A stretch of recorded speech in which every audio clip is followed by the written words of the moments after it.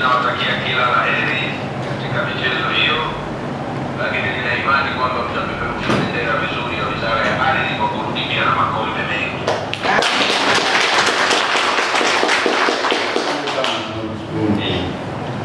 Nawatakia kila la heri, Mungu awaongoze. Amina. Amina. Kikubwa kama nilivyoongea, ninawatakia heri nyingi sana kwa niaba ya management ya wizara. Nimemsikia Mheshimiwa Waziri pia akiwaombea heri. Lengo letu ni kwamba mje na ushindi, msiende tu kushiriki. Sana sana mje na ushindi. Tunachotaka sasa kukifanya ni kwamba katika hii michezo watakaokuwa wanafanya vizuri zaidi, tutakaokuwa kunapa nafasi zaidi. Kama ni kwenye kamba, mkifanya vizuri zaidi, maanake na nafasi ya baadaye kuendelea, sisi tutakuwa tunakuwa nafasi zaidi. Kama ni football, mkifanya vizuri zaidi, mtakuwa mnatoa sisi management nguvu, miaka mingine timu nao hawa wanafanya vizuri waendelee. Kama tufanye vizuri na tuko sisi uvivu kwamba tufanye kila siku wanashindwa, wanaenda kufanya nini, labda wasiende.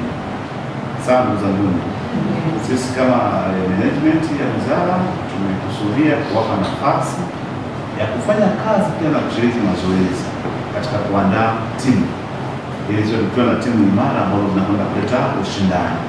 Mimi naamini uwezo wa kufanya vizuri upo, na kikubwa ambacho nimekifurahia ni namna ambavyo tumetawanyika.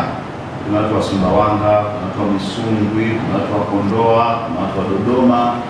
Haijawa ni timu ya kwamba ni Dodoma peke yake au Dar es Salaam peke yake. Mchanganyiko huu maana yake ni kwamba tumetafuta watu ambao ni wa Songwe. Maana yetu rahisi ni kwamba hakuna kisingizio kwamba wizara wamechagua wenyewe, hapana. Kwa kamishna wenyewe, hapana. Kamishna ni mtu mmoja tunaona hapa.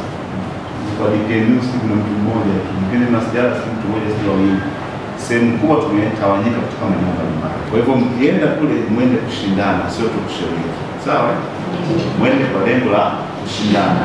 Mkatoe upinzani na nihakikishe kwa upande wetu sisi tutapa kila support inayowezekana ili kuhakikisha kwamba mnafanya mashindano kwa ustaarabu na mnatuletea heshima. Mkipata kombe sisi tunafurahi zaidi. Lakini hata ukiwa mshindi wa pili, mshindi wa tatu sio mbaya. Tofauti na kuwa wa mbali zaidi kule. Na timu siku nyingi. Siku zote tunatamani kuwa namba moja.